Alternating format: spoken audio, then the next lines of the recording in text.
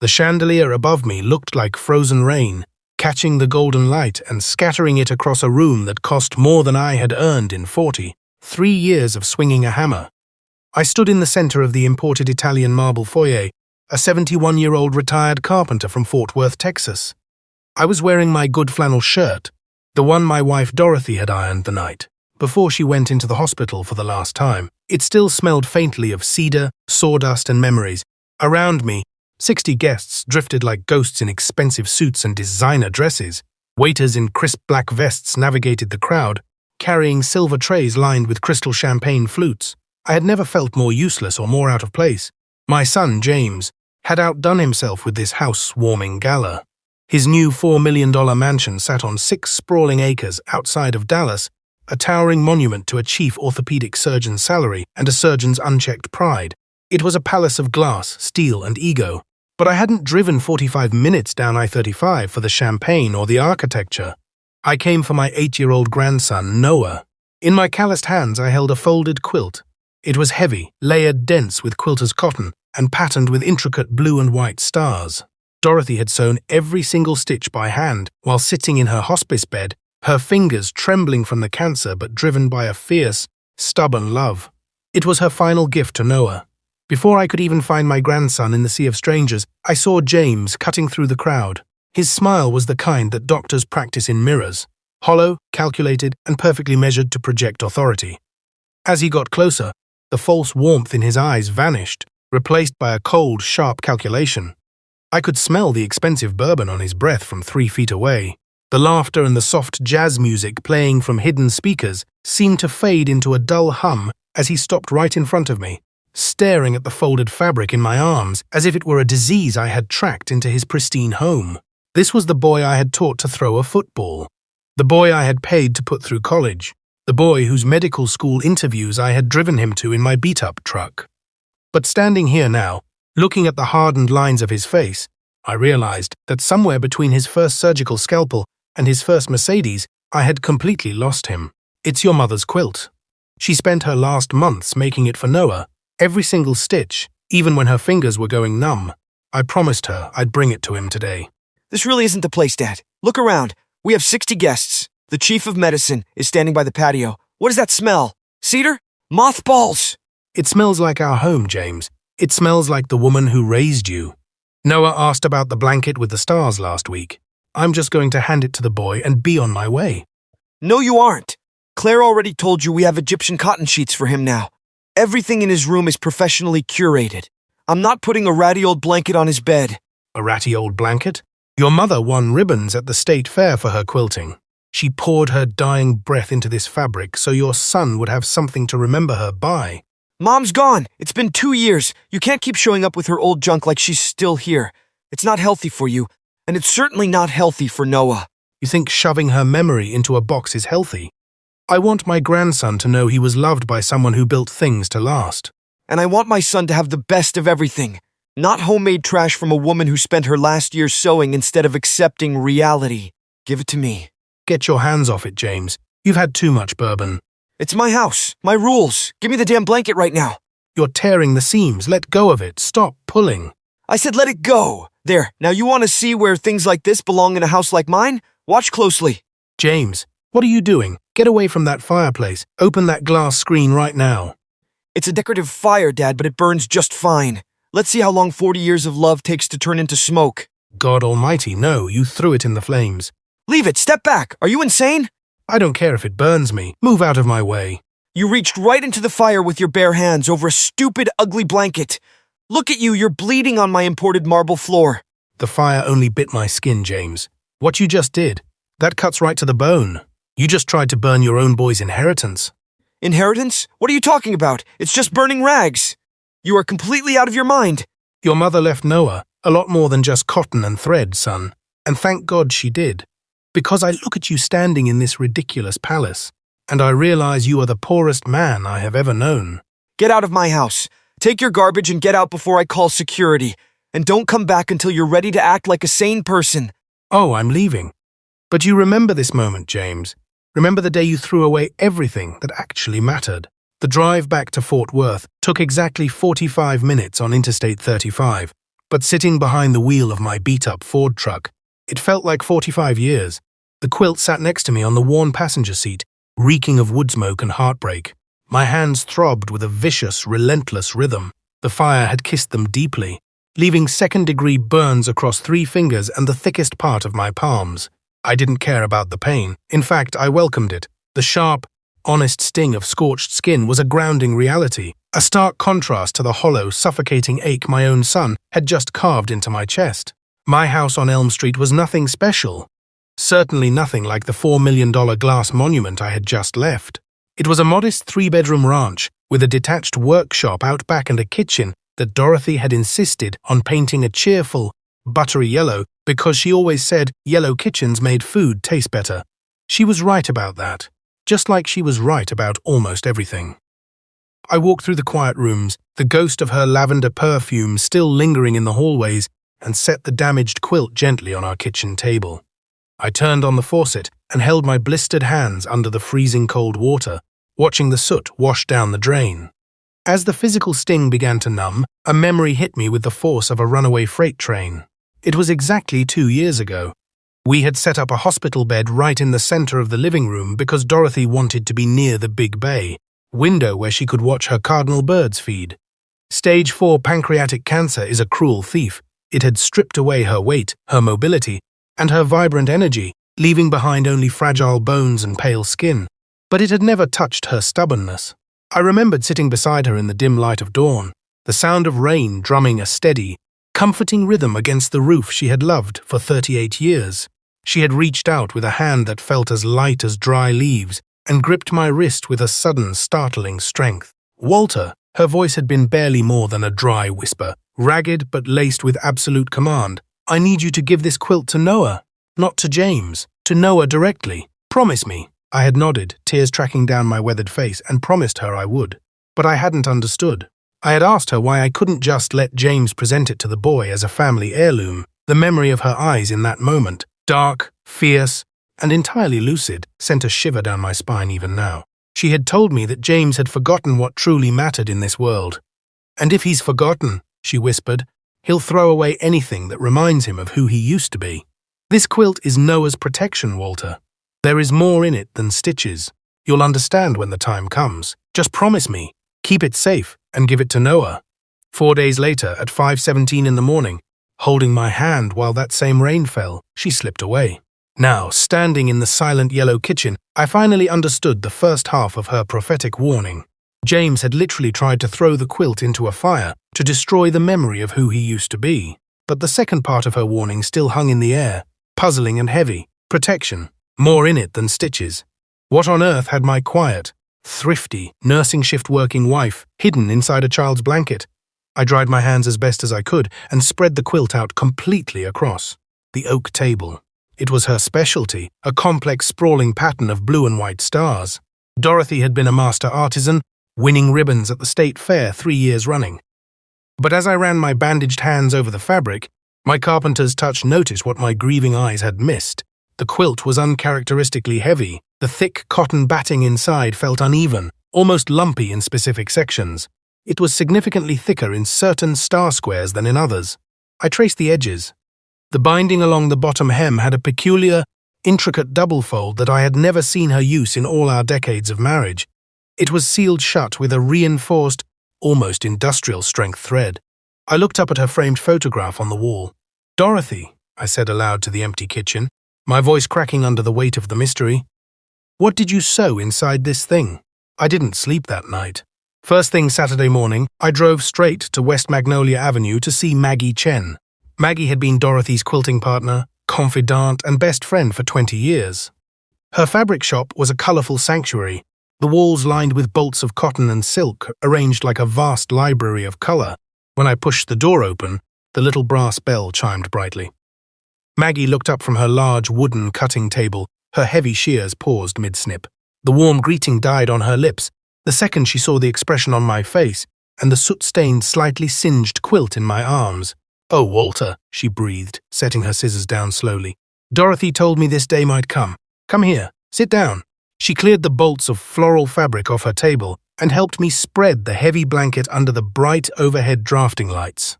Maggie examined the damaged corner first, her face tightening with anger when I explained what James had done. Then, her demeanor shifted to that of a focused professional.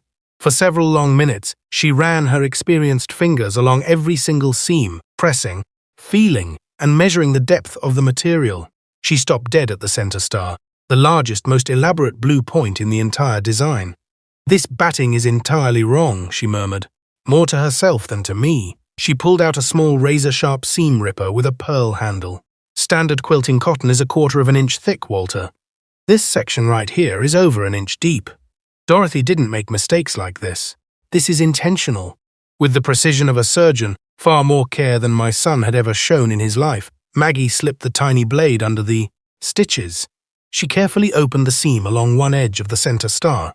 She reached 2 fingers inside the newly opened pocket. I stopped breathing. The shop was so quiet I could hear the hum of the neon sign outside. Maggie slowly pulled out a heavy, transparent plastic sleeve, tightly sealed against moisture. Inside the sleeve was a thick stack of folded documents. They weren't letters or old photographs. They were heavy, official-looking legal papers stamped with state seals and signatures.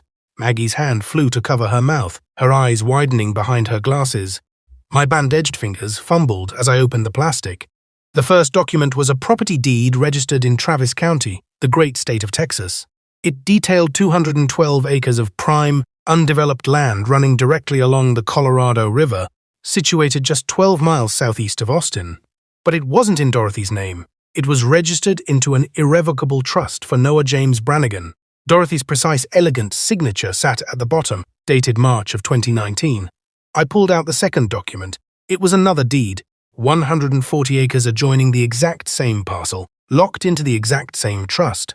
The third piece of paper was a formal letter from an Austin-based real estate attorney.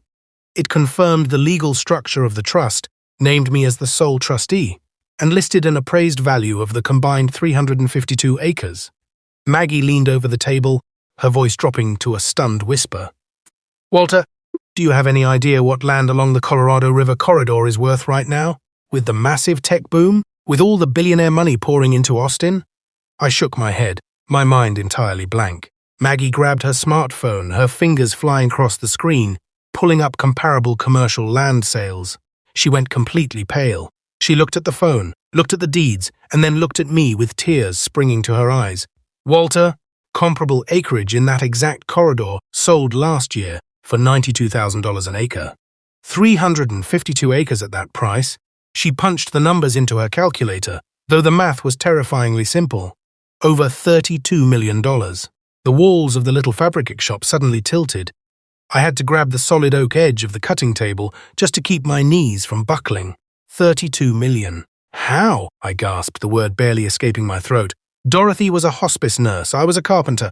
We lived on 2 incredibly modest, working-class incomes our entire lives. We saved coupons. We drove used cars. How in God's name could she possibly afford hundreds of acres of land?" Maggie didn't answer right away. She was already digging deeper into the quilt. She found 3 more hidden pockets, carefully extracting more plastic sleeves.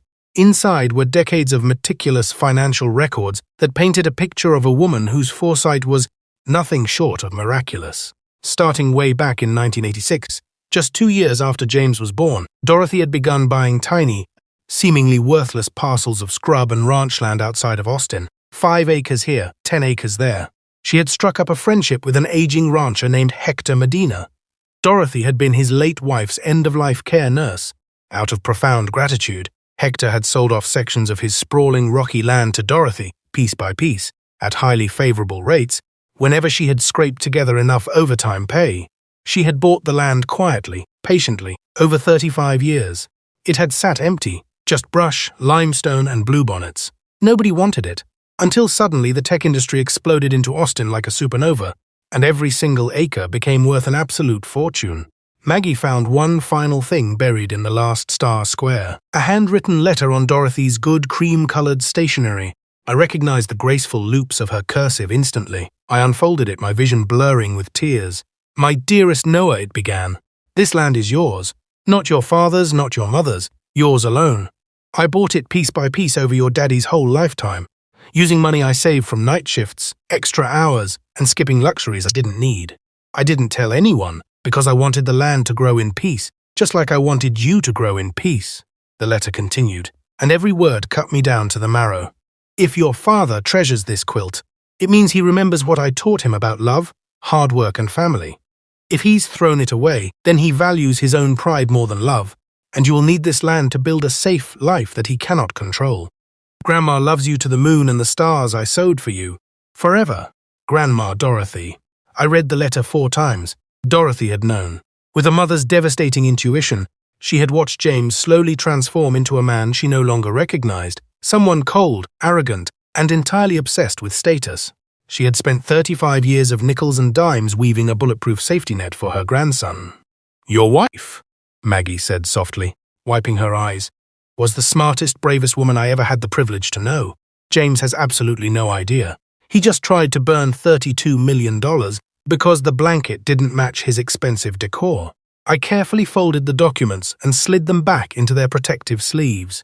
I gathered the quilt into my arms, pressing the heavy, singed fabric tight against my chest. I could feel the monumental weight of Dorothy's love, her endless planning, and her quiet, magnificent sacrifice stitched into every single fiber.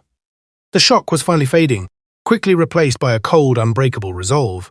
"What are you going to do now, Walter?" Maggie asked, her voice trembling slightly in the quiet shop.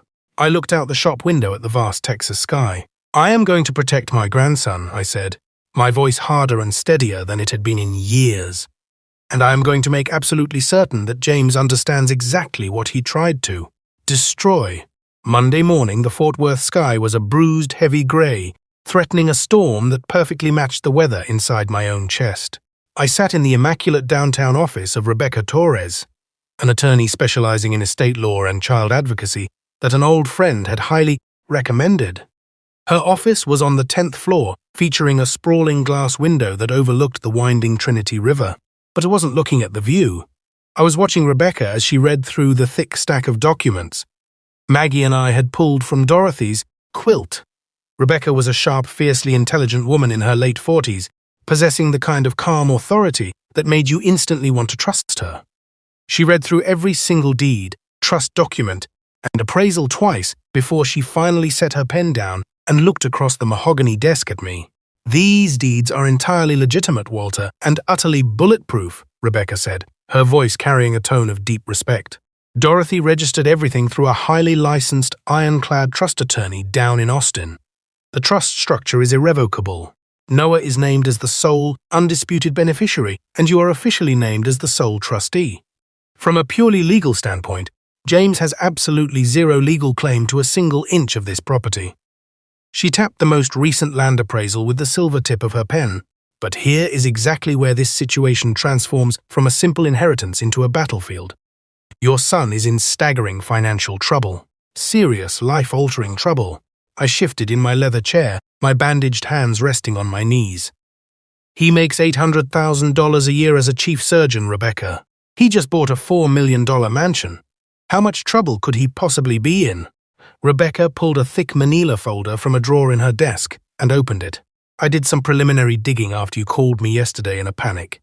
James Brannigan may have the salary of a king, but his spending outpaces his massive income by a factor of 3. That sprawling mansion? He is leveraged to the absolute ceiling on it. He has a massive second mortgage, multiple lines of credit that are entirely maxed out to pay for country club memberships, luxury vehicles, and his wife's shopping habits. He is drowning in debt. But worse than that, there is a massive malpractice suit pending against him that could cost him every dime he has ever earned." "A malpractice suit?" The words tasted like ash in my mouth. "A patient named Gloria Fernandez," Rebecca read from the file. "Supposed to be a routine knee replacement, but it went horribly wrong. James was allegedly impaired during the surgery. The hospital managed to settle quietly to protect their reputation, but the patient's family was furious and is currently pursuing an aggressive, separate civil case. If they win, James could lose absolutely everything. And if the state medical board fully investigates the impairment claim, he will likely lose his medical license entirely." Impaired? My throat tightened so hard I could barely push the word out. "Do you mean he was drinking before he operated on someone?" The official complaint alleges he appeared visibly under the influence. Rebecca's expression was incredibly careful, measuring my reaction. "Walter, You need to understand the danger here. If James discovers this land exists, and with a $32 million valuation, he eventually will. He will come after it with everything he has. Desperate men in his financial position do not hear the phrase 32 million without trying to claw it away. And because the trust is locked, his very first legal move will be to come directly after you. "Come after me how?" I asked, a cold knot forming in my stomach. She pulled out another blank legal document to demonstrate. Conservatorship. If James can convince a family court judge that you are mentally unfit or suffering from severe cognitive decline, he can petition to have himself legally appointed as your guardian. If he succeeds, he automatically controls the trust. He controls the millions. He controls Noah's entire future. The blood rapidly drained from my face as the realization hit me. He would actually try to put me in a nursing home. "It is disturbingly common in high-stakes inheritance disputes," Rebecca warned, her eyes locking onto mine. "He will hire a shady psychiatrist to testify that you are confused and senile. He will weaponize the incident at the housewarming party. Reaching into a burning fireplace with your bare hands, he will present that to a judge as undeniable evidence of erratic, dangerous behavior. He will paint you as a threat to yourself and others." I looked down at my thickly bandaged hands. James had already expertly laid the groundwork for my destruction without even knowing the money existed. "We need to move faster than him," Rebecca stated firmly. "I am scheduling an independent, rigorous medical evaluation for you tomorrow to proactively prove your total cognitive competency. I will gather sworn witness statements regarding your daily independent function. But most importantly, we need overwhelming, irrefutable evidence of James's total unfitness as a parent, because in family court, our absolute best defense is a devastating offense." She slid a matte black business card across the desk. "Carlos Vega. He's a private investigator and a former Texas Ranger. If your son has skeletons in his closet, Carlos will drag them into the harsh light of day. But Walter, you need to brace yourself. Men like your son do not lose gracefully. When he finds out about the land, it is going to get incredibly ugly. Whatever he did to that quilt will look gentle by comparison." By Tuesday night, Carlos Vega called me from his unmarked surveillance car, parked quietly outside James's gated neighborhood. "I've been on him for 48 solid hours, Carlos said, his deep voice crackling over the speakerphone. "It's bad, Walter, worse than we thought." The comprehensive file Carlos assembled over the next 3 painstakingly long days made me physically sick to my stomach. James wasn't just drowning in debt, he was actively committing financial fraud. He had been secretly bleeding his own accounts and moving the remaining money to offshore banks in the Bahamas for 4 months. He had transferred over $2 million in small, carefully calculated increments specifically designed to avoid federal reporting thresholds. "But that's not the worst of it," Carlos said flatly, as we sat in Rebecca's office reviewing the photographs. "He booked one-way, first-class flights to Grand Cayman for 3 passengers, himself, your grandson Noah, and a woman named Kristen Mercer. She's a 29-year-old pharmaceutical sales rep he's been seeing behind his wife's back for 7 months. She works for the exact same drug company whose highly addictive painkillers James has been heavily overprescribing at his clinic." My heart hammered against my ribs. He's planning to leave his wife, take my grandson, and completely disappear to the Caribbean. Carlos pulled up a printed transcript of text messages he had legally obtained through emergency discovery protocols tied to the malpractice suit. "Look at this exchange from just last week." James texts her, "Tickets confirmed. New life starts the 12th. Kristen replies, "What about your kid? Can he just stay with your wife?" James answers, "Noah comes with me. Claire is completely useless without my money, but the kid has a trust fund worth millions. My mother left something behind. I don't know the exact details yet, but I need to have total control of it." And Kristen replies, "Millions? Then definitely bring him along. We'll figure out what to do with him in Cayman." I stared at the bright glowing screen until the cruel, jagged words blurred together into a meaningless soup. My son wasn't taking his 8-year-old boy because he loved him or wanted to be a father. He was treating my grandson like a winning lottery ticket. He was kidnapping Noah purely because the boy was worth $32 million. "There's more," Carlos said quietly, his tough exterior softening for a fraction of a second. Through child welfare protocols, Carlos had managed to securely obtain Noah's elementary school records. The school counselor's clinical notes stretched back a horrifying 14 months. I read them aloud, my voice breaking on every other syllable. Noah Brannigan, age 8, exhibits persistent, severe anxiety regarding academic performance, describes a paralyzing fear of his father's angry reactions to any grades below an A level, frequently asks his teacher if his work is good enough to not get yelled at. Significant, chronic emotional distress noted. I flipped the page, my hands shaking so violently I almost dropped the file. 6 months ago, Noah arrived at school, visibly sobbing. When asked, he stated, "Daddy told me I'm not trying hard enough. He said I'm a lazy boy and lazy boys don't deserve to have nice things." Noah then begged the teacher if he could just stay at school over the weekend. It got worse. 3 months ago, a heavy door had slammed in the classroom, and Noah had violently flinched, curling his body into a defensive ball. The teacher noted that the child became dead silent and froze completely whenever adult males raised their voices, a classic, textbook psychological pattern entirely consistent with chronic exposure to severe verbal and emotional aggression in the home. I couldn't breathe. The air in the office felt impossibly thin. 14 long months of silent, terrifying suffering, documented in sterile, clinical language that made the reality of it somehow infinitely worse. My beautiful, sweet grandson had been drowning in an ocean of fear, and I had been far too intimidated by my son's wealth and status to call it what it was. Then Carlos showed me the video. It was security camera footage from the mansion's lavish front lobby, obtained through a subpoena to the neighborhood's management company. The black and white video showed Noah and James in the hallway right after school. Noah was beaming, practically vibrating with excitement, holding up a colorful painting he had made in his art class. "Look, Daddy," Noah's small voice echoed from the laptop speakers. "I painted our whole family. That's you and me and Mommy and Grandpa." On the screen, James barely even glanced down at the paper. He didn't smile. He didn't reach out. "Why is everyone the exact same size?" James snapped coldly. "I told you about proper proportions before. This looks messy, but my teacher said it was really creative," Noah mumbled, his bright smile instantly collapsing. "Your teacher hands out participation trophies to failures," James sneered. Without a second thought, my son snatched the painting out of the boy's hands, crumpled it into a tight, ruined ball, and casually dropped it onto the pristine marble floor. "When you can actually paint something worth looking at, show me then. Go upstairs and do your homework now." Noah just stood there in the massive empty hallway, staring down at the crumpled ball of paper. He slowly knelt, picked it up, tried desperately to smooth the wrinkles flat against his chest, and folded it carefully into his backpack.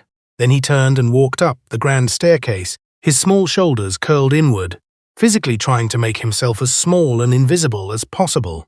Carlos paused the video. The silence in the room was deafening. "That is chronic emotional abuse, Walter," Carlos said firmly.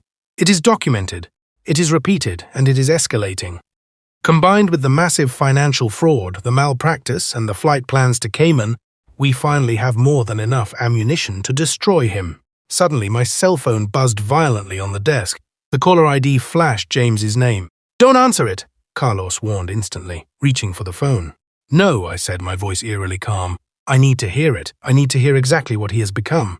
I answered the call and pressed the speaker button, while Rebecca immediately hit record on her digital dictation device. "Hey, Dad."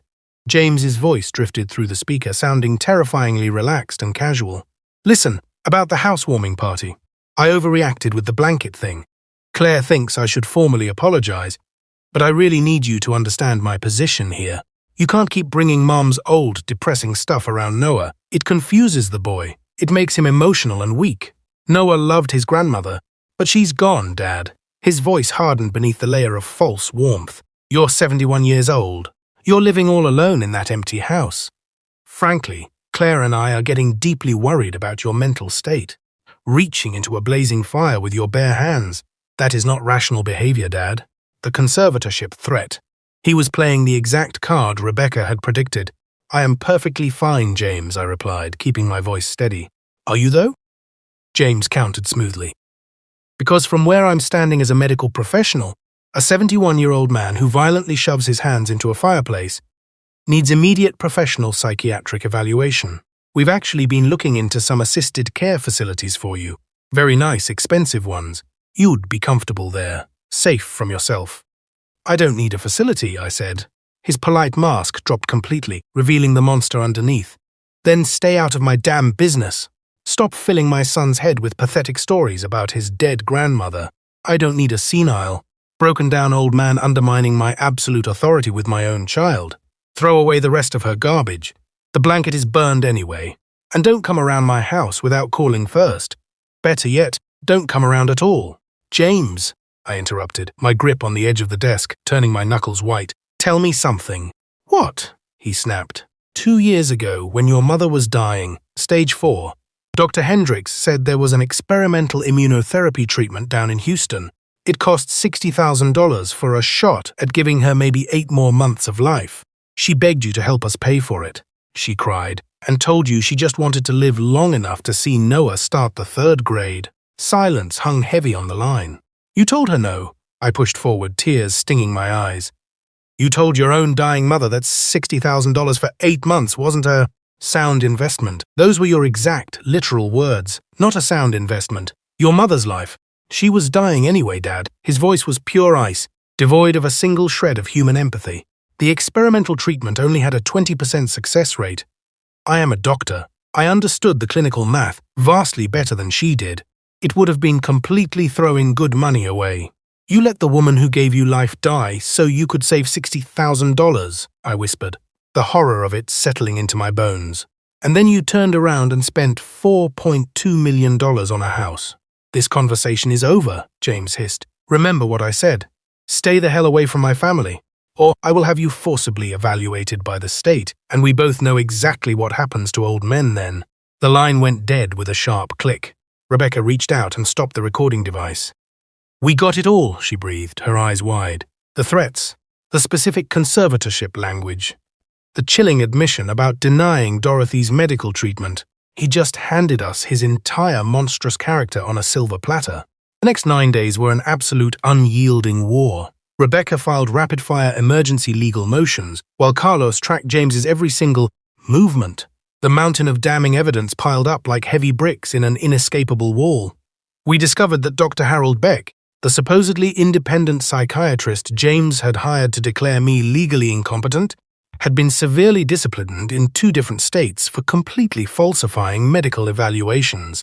James had secretly wired him $35,000, exactly 7 times the doctor's normal fee. Furthermore, James's own business partner at his surgical practice came forward and testified that James had explicitly offered him a massive percentage of future clinic earnings in exchange for signing a fraudulent witness statement regarding my behavior at the party.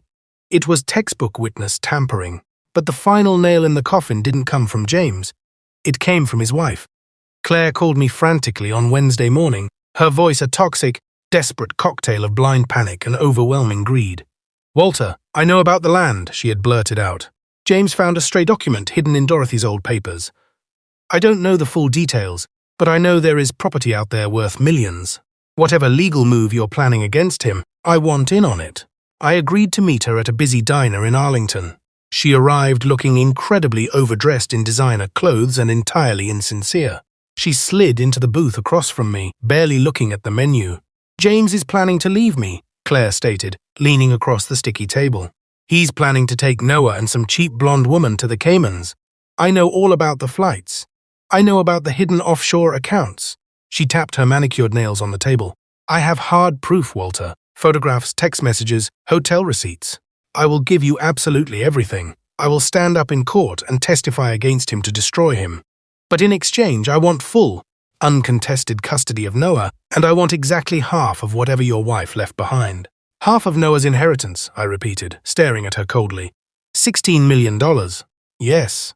I took a slow sip of my terrible diner coffee.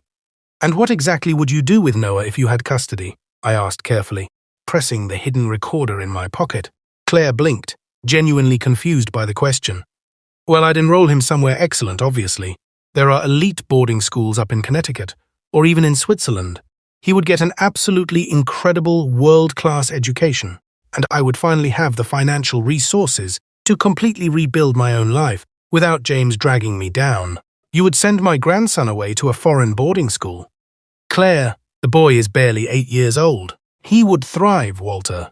She waved her hand dismissively, as if we were discussing where to store an old piece of furniture. Children adapt. I am just being realistic here. I never actually wanted to be a hands-on daily mother. That is exactly what expensive nannies are for, but I can easily provide Noah with superior life opportunities, assuming I have the right funding. The hidden recorder captured every single callous, greedy word. 2 days before our scheduled hearing, James realized the net was tightening. He filed a desperate emergency motion to expedite the proceedings, and the judge granted it. 3 days of legal prep were violently compressed into a chaotic 24 hours, and then the absolute bombshell dropped. Carlos called me at exactly midnight, his voice tight with urgency.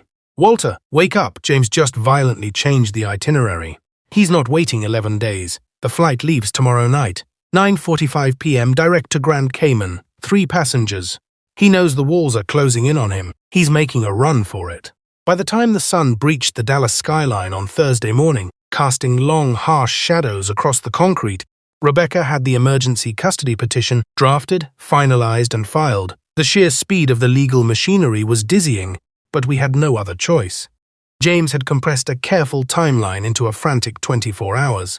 His flight to Grand Cayman, with his mistress and my grandson, was scheduled to depart tonight. He was running, and he was trying to drag Noah into the dark with him.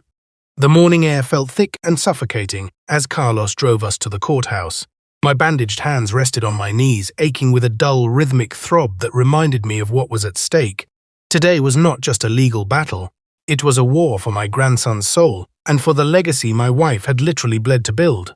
The hearing took place at exactly 10 o'clock in the morning, in a sprawling, imposing family courtroom in downtown Dallas. The walls were lined with heavy dark wood paneling that seemed to absorb the fluorescent light, making the room feel like a cavern. Judge Patricia Okonkwo was presiding. She was a stern, brilliant woman in her late 60s, possessing a reputation in the legal community for being absolutely ruthless when the safety of children was on the line. I sat at the petitioner's table beside Rebecca, my heart hammering a frantic rhythm against my ribs. Across the aisle, James sat beside his expensive attorney. My son was wearing a sharp, tailored navy suit, his hair perfectly swept back. He looked confident, polished, and projected the exact image of a deeply concerned, loving son, worried about his tragically confused father. He didn't look at me once. His attorney opened the proceedings with a smooth, practiced monologue. He painted a picture of a straightforward, heartbreaking case. He described me as a deeply confused elderly man living alone, rapidly exhibiting terrifying signs of severe cognitive decline. He brought up the housewarming party, describing my actions as dangerously erratic. He told the judge that I was a man who, in a fit of dementia-induced rage, had violently plunged his bare hands into a burning fireplace. He claimed his client, Dr. James Brannigan, simply wanted to assume legal conservatorship to ensure I received the proper, locked facility psychiatric care I desperately needed. It was a beautiful, terrifying lie. They called their star witness first, Dr. Harold Beck, the psychiatrist James had hired. Under oath, Beck delivered a rehearsed, highly clinical testimony about my supposed advanced dementia. He spoke with a sickeningly practiced sincerity, claiming my medical records and behavioral reports painted a dire picture. But then, Rebecca stood up for the cross-examination. She didn't walk. She marched to the podium. She dismantled him in less than 3 minutes. She pulled out the bank records Carlos had unearthed, loudly declaring to the judge that James had secretly wired the doctor $35,000, 7 times his standard consultation fee. Then, she slammed down Beck's disciplinary records from Oklahoma and Louisiana, loudly reading off his past sanctions for entirely falsifying psychiatric evaluations in conservatorship cases. The courtroom shifted. The heavy silence was broken only by the scratch of Judge Okonkwo's pen. Her dark eyes hardened into obsidian. Then it was James's turn. My son stood up, buttoned his tailored jacket, and took the witness stand. He placed his hand on the Bible, swore to tell the truth, and sat down, projecting a mask of deeply wounded sincerity. I love my father. I really do. Watching his mental decline over these past few months has been absolutely heartbreaking for me, for my wife, and for our son. He is completely lost in the past. He wanders around aimlessly. All I want, the only thing I am asking this court to do, is to grant me the authority to make sure my father is safe, protected, and properly medicated. Rebecca approached the stand slowly, carrying a massive, thick black folder. She didn't look angry. She looked like a predator circling a wounded animal. "Mr. Brannigan," she began, her voice ringing clear across the wood-paneled room. "In your sworn affidavit, You claim your father had a severe confused episode at a hardware store on Camp Bowie Boulevard on the 3rd of March. Can you describe that incident for the court? Yes, it was terrifying. He drove there and then completely forgot what he came to buy. He got entirely disoriented, aggressively wandering the aisles, shouting at the cashiers. The store staff had to physically restrain him and help him find the exit. It breaks my heart to say it in front of him, but my father is a profound danger to himself. Rebecca didn't miss a beat. She pulled a stack of papers from her folder and handed them to the bailiff to pass to the judge. Your Honor, I am submitting Mr. Walter Brannigan's cellular location data, which proves definitively that he was physically at his home workshop on Elm Street for the entire 24-hour period on March 3rd. Furthermore, I submit subpoenaed security camera footage from that exact hardware store, proving Mr. Brannigan never once entered the premises. Mr. Brannigan, this entire incident was entirely fabricated by you, wasn't it? I might be slightly mistaken about the exact date. My schedule at the hospital as the chief of orthopedic surgery is incredibly demanding. I could have easily mixed up the days on the calendar. You're also completely mistaken about the supposedly erratic incident at your father's bank, as bank surveillance shows a perfectly routine, polite transaction, Rebecca fired back, stepping closer to the stand. Speaking of your demanding hospital schedule, Mr. Brannigan, are you currently under active formal investigation by the Texas Medical Board for performing a total knee replacement surgery while severely impaired by alcohol or narcotics? Objection! Your Honor, this is entirely irrelevant to my father's mental competency. Judge Okonkwo waved down the opposing lawyer's objection before he could even finish his sentence. I will allow it, the judge commanded. Goes directly to the petitioner's credibility and current fitness as a potential conservator. Answer the question, Dr. Brannigan. That is a private hospital matter, and it is completely outrageous. My professional medical record has absolutely nothing to do with my father's obvious undeniable dementia. It has everything to do with your severe financial desperation, Rebecca countered loudly. Your Honor, the petitioner is currently facing career-ending medical board investigations while personally carrying over $3 million in massive, unserviceable debt. This fraudulent conservatorship would instantly give him total legal control of his father's assets, and more importantly, his son's irrevocable trust. A trust which contains Austin real estate, appraised at over $32 million. The courtroom erupted. The opposing attorney jumped to his feet, shouting over the noise, but Judge Okonkwo slammed her heavy wooden gavel down with the force of a gunshot, demanding immediate order. James gripped the wooden railing of the witness stand, his knuckles completely white, the veins bulging in his neck as his carefully constructed mask finally began to shatter. That money belongs to my family. My mother bought that land. It is my right to manage it, not some senile old carpenter who doesn't even understand what a mutual fund is. Continue, Ms. Torres, Judge Okonkwo ordered, her voice cold and sharp as cracked ice. Rebecca walked over to the evidence table and pressed play on a small digital audio speaker. James's own voice filled the massive courtroom, playing the phone recording from 2 days ago. She was dying anyway, Dad. The treatment only had a 20% success rate. It would have been throwing money away. The sheer, callous cruelty of the statement echoed off the wood paneling. I watched the court stenographer physically cringe, but Rebecca wasn't done. She immediately played the security footage Carlos had obtained from the mansion's lobby. The monitors in the courtroom displayed Noah, holding up his innocent painting, only for James to ruthlessly crumple it and drop it onto the floor.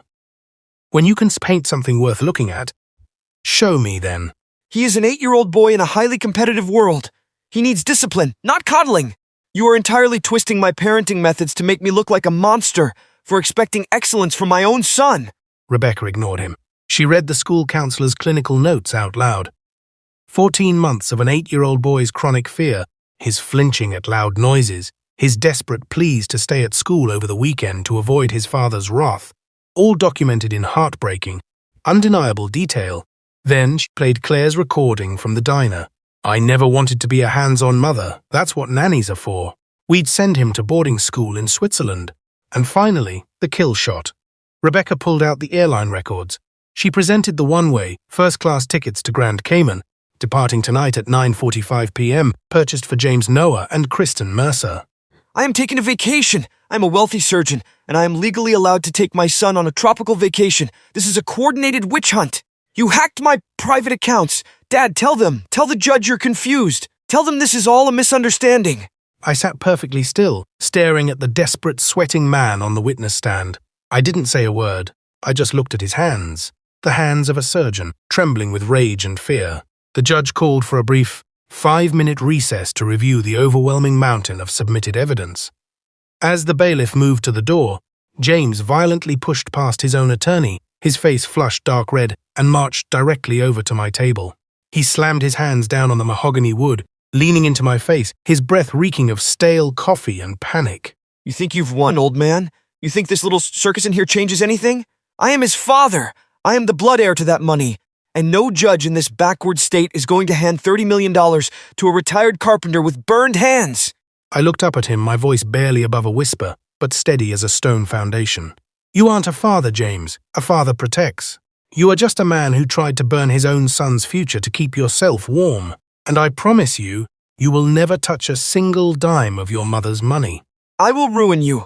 I will hire a dozen corporate lawyers, and I will drag this litigation out for decades until you are dead and buried. I will take Noah so far away you will never see him again. Do you hear me? You are nothing. Court is back in session, the bailiff's voice boomed, forcing James to back away and stumble back to his chair. Judge Okonkwo took her seat. She didn't look at the lawyers. She didn't look at her notes. She stared directly down at James for a long, agonizing moment. The silence in the room was so absolute I could hear the hum of the air-conditioning vents.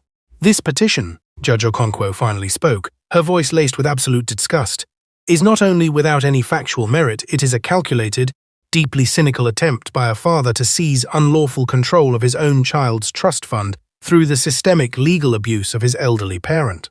The petition for conservatorship is denied with prejudice. She slammed her gavel. Furthermore, I am immediately referring this entire matter to the Dallas District Attorney's Office for criminal investigation of elder abuse, felony witness tampering, perjury, and financial fraud. James completely collapsed into his chair, his mouth opening and closing in silent shock. And finally, the judge continued, her voice rising, based on the overwhelming, deeply disturbing evidence of severe emotional abuse, profound parental unfitness, and an imminent proven flight risk out of federal jurisdiction, I am granting emergency, full temporary custody of Noah Brannigan to his grandfather, Walter Brannigan, effective immediately. The respondent's passport is to be surrendered to this court right now. Neither parent is to have any unsupervised contact with the child pending a full state investigation.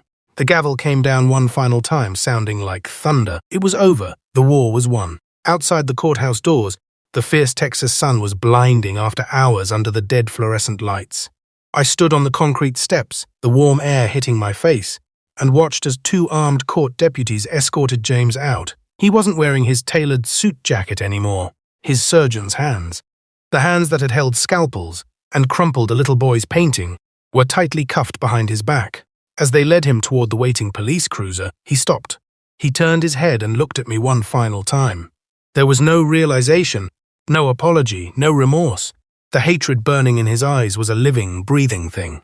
But as I looked back at the broken man I had raised, I felt no fear. I only felt an overwhelming, profound relief. The monster was in chains and my grandson was finally safe. Noah was brought to me by a soft-spoken Child Protective Services worker exactly 1 hour after the judge's gavel had fallen. He stood in the quiet hallway of the courthouse, clutching a faded blue backpack and a small, heavily loved stuffed dinosaur he had owned since he was 3 years old. He looked so incredibly small in that massive, echoing building, his eyes wide with a mixture of confusion and lingering fear. But the moment his eyes locked onto mine, the tension in his shoulders completely vanished. He didn't walk toward me. He ran, his little sneakers squeaking loudly on the polished floor. He threw his arms around my neck, burying his face in my flannel shirt, hugging me so tightly that I could feel the rapid, frantic beat of his little heart directly against my own. "Grandpa," he whispered, his voice trembling as he held on to me as if I were the only solid thing left in a storm. "Are we going home now?" "To your house?" I knelt down, ignoring the sharp pain in my bandaged palms, and gently cupped his small face in both of my hands. I looked directly into his eyes that carried the exact same warm, stubborn brown as Dorothy's, and gave him the most honest promise I had ever made in my life. "We are going home, buddy," I told him, wiping a stray tear from his cheek. "To the yellow kitchen and the workshop and Grandma's quilt. We are going home for as long as you need me. Forever, if that's what you want. The drive back to Fort Worth was unlike any other trip we had ever taken. The heavy, dark cloud that had hovered over us for months seemed to lift, replaced by a quiet, peaceful stillness. The blue and white star quilt sat safely on the seat between us, still carrying the faint scent of wood smoke, but no longer feeling like a tragedy. When we walked through the front door of my modest house on Elm Street, Noah didn't head for the television or ask for his tablet. Instead, he walked slowly through the rooms, touching the worn wooden furniture, stopping to look at the framed photographs of his grandmother, and taking a deep breath of the air that still smelled faintly of Dorothy's lavender, soap, and my workshop pine. That very first evening, I spread Dorothy's carefully repaired quilt across Noah's new bed.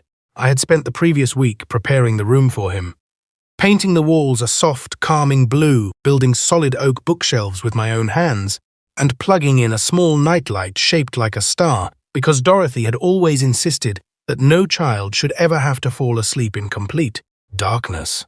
Noah climbed under the heavy layers of cotton, pulling the fabric all the way up to his chin. He ran his hand over the singed, blackened corner that I had carefully patched with fresh blue cotton. "Grandpa, can we play Grandma's quilt game?" he asked, his voice sleepy but eager, "where I have to find all the different star patterns and count the stitches." I sat on the edge of his bed, nodding slowly as my throat tightened with emotion. "Every single night, buddy," I replied, running my hand over his hair. "We will count every single star." He closed his eyes, and for the first time in over 14 months, he fell asleep in minutes without crying, flinching, or tossing in a nightmare. 3 months passed like water flowing over smooth river stones. With each passing week, the heavy, defensive armor Noah had worn to survive his father's house began to melt away. The deep, dark circles under his eyes disappeared, replaced by the bright, healthy flush of a happy child. One afternoon, his school counselor called me, her voice filled with a warmth I hadn't heard in all her clinical files. She told me that Noah had started laughing out loud in class again. He was raising his hand, sharing his drawings with the other children without asking for permission, and playing during recess instead of sitting quietly by the fence. They were small victories, the kind of quiet, ordinary milestones that most parents take for granted, but to me, they were monumental. My grandson was finally healing. During the 2nd month of our new life, a letter arrived from the county jail, where James was being held pending his formal trial. The envelope was plain, and the handwriting was a messy, rushed version of my son's signature script. He wrote, "Dad, I've had a lot of time to think in here. More quiet, empty time than I have allowed myself in over 30 years. I realize now that I completely destroyed everything Mom built and everything you tried to teach me. I chose money, status, and pride over my own family so many times that I forgot there was ever another option. I'm taking anger management and therapy in here. I don't expect you to believe me, and I certainly don't expect Noah to forgive me.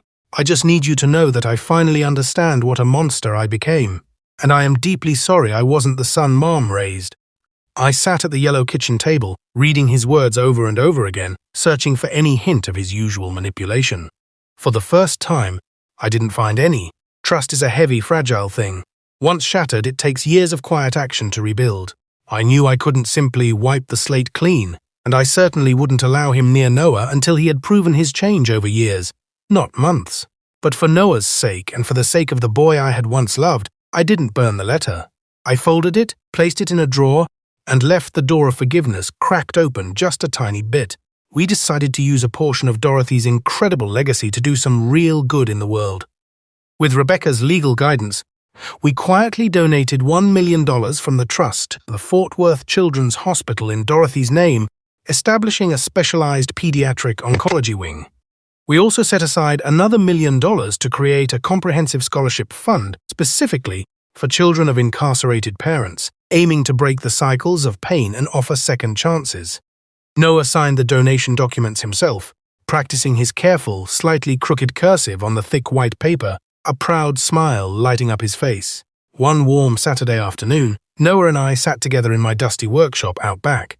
The air was thick with the sweet, clean smell of freshly shaved red oak. I was teaching him how to use a traditional wooden hand plane, his small, soft hands gripping the heavy tool while my larger, scarred hands guided his from behind.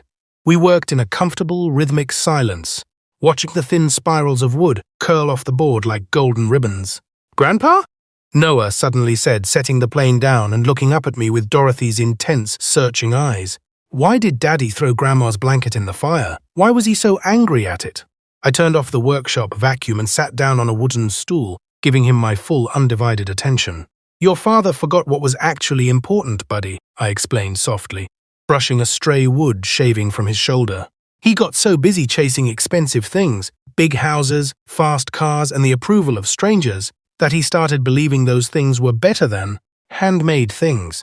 He forgot that the most valuable things in this life, like love, family, and the time we spend together, can't ever be bought at any store. Noah was quiet for a long moment, processing my words with a maturity that always managed to surprise me. Is Daddy sad now? He asked softly. I think so, Noah, I answered honestly. I think he's finally starting to understand exactly what he lost. Good, Noah whispered, though there wasn't a single drop of malice in his voice. Not in a mean way, Grandpa, but maybe if he's sad enough for a little while, he'll finally remember how to be nice again. Maybe so, buddy, I murmured, my chest tightening with a profound pride. Maybe so. That night, after a dinner of burned toast and homemade soup in our bright yellow kitchen, I tucked Noah into bed under the heavy weight of the blue and white quilt. He pulled the fabric up to his chin, staring up at the star-shaped nightlight on his wall. Grandpa, he said, his voice barely a whisper as his eyes began to heavy. This blanket is the absolute best thing I own. It's way better than any of the expensive toys in Daddy's big house. You know why? Why is that, buddy? Because Grandma made it with her own hands and filled it with her love. And you can't buy love at any store. My throat tightened so hard I could barely speak. That is exactly right, Noah. You can't buy it at any price. Grandpa, he mumbled, his eyes finally closing. You'll be here when I wake up tomorrow, right? And the day after that? Every single morning, buddy, I promised, leaning down to kiss his forehead. That is a permanent promise. I'm not going anywhere. He was asleep before I even reached the door, breathing softly under a canopy of hand-sewn stars. I stood in the doorway for a long time, watching him sleep, and looked at the framed photograph of Dorothy hanging in the hallway. We did it, Dot, I whispered to the quiet house. Our grandson is safe. He's healing and he knows he is loved exactly as he is. If you are hearing my voice today, I want to leave you with one vital truth. Do not let pride, greed, or the relentless pursuit of wealth blind your heart the way it blinded my son.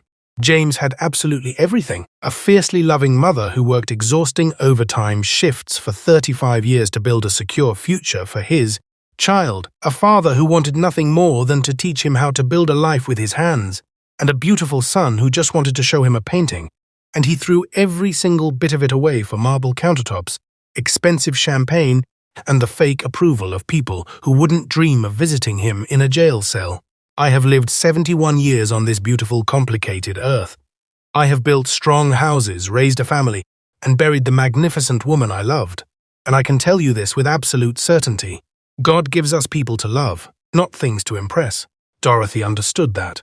She spent every spare dollar she ever earned, not on herself, but on empty land that would quietly grow in value for a grandson she knew she might never live to see grow up. Even when the cancer was stealing her body, she was still planning, still protecting, still loving. We are never measured by the size of our houses or the titles on our business cards. We are measured entirely by the love we leave behind. And by that measure, Dorothy Brannigan was the richest woman who ever lived.